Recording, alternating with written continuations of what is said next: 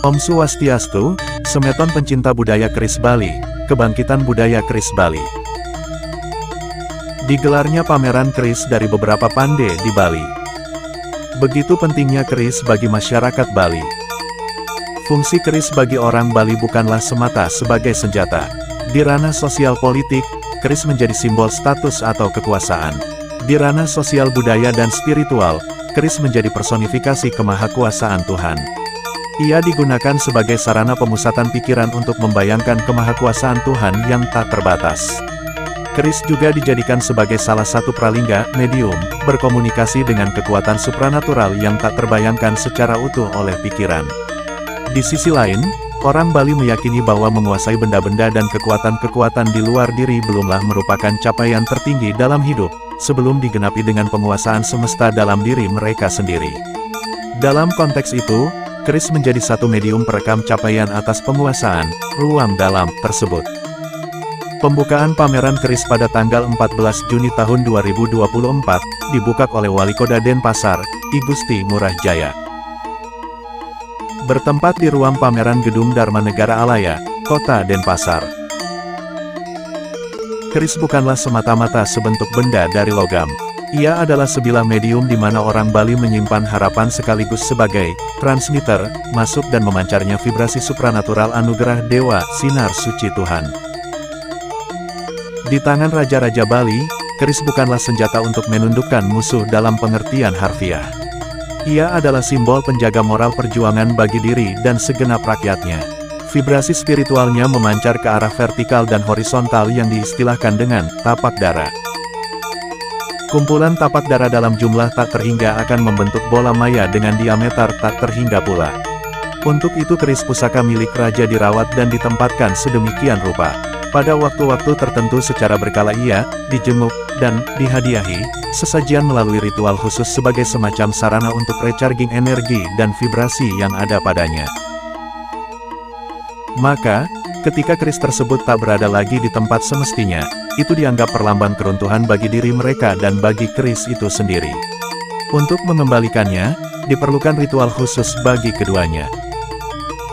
Keris pusaka yang dianggap telah runtuh dan memudar vibrasinya akan diupacarai dengan ritual khusus, untuk mengembalikannya seperti semula. Tanpa itu, keris pusaka hanya seonggok logam biasa saja. Nilainya hanya dari estetika dan kesejarahan. Cocok untuk pajangan museum atau penyimpanan benda sejarah. Namun spiritnya dianggap sudah tidak ada lagi. Maka sangat-sangat jarang orang Bali menjual keris pusakanya. Jika ada kondisi tak nyaman yang mereka perkirakan disebabkan oleh keris, mereka lebih memilih mengupacarai atau melarungnya ke laut tinimbang menjualnya. Jual beli keris pusaka yang dilakukan oleh Bali adalah anomali dari keyakinan mereka. Pada era modern, fungsi keris pun beralih dari senjata menjadi pengayom. Itulah sebabnya, masyarakat adat di Bali tidak pernah lupa menyematkan keris dalam setiap kegiatan. Pande-pande penempa keris pun terus dilestarikan hingga sekarang. Empu-empu keris di Bali tersebar di beberapa daerah, seperti Kusamba Klungkung hingga Denpasar. Sebenarnya, di setiap kabupaten ada dan dilestarikan, karena keris adalah bagian dari kebudayaan dan adat istiadat masyarakat Bali. Sejarah perkerisan di Bali sebenarnya tidak jauh berbeda dengan di daerah lain di Nusantara. Fungsi sosial bagi masyarakat Bali sendiri, keris memiliki peran dan fungsi sosial yang cukup krusial. Pada zaman kerajaan, atau sebelum, keris tentunya digunakan sebagai senjata dalam pertempuran. Namun, setelah zaman itu berakhir, keris lebih banyak dipakai sebagai penjaga, pengamong, dan untuk upacara adat. Setiap keris yang digunakan untuk upacara adat di Bali selalu dipasupati atau disakralkan. Banyak upacara adat di Bali menggunakan keris, terutama untuk perkawinan. Pasti harus pakai keris. Pengantin laki-laki harus membawa keris.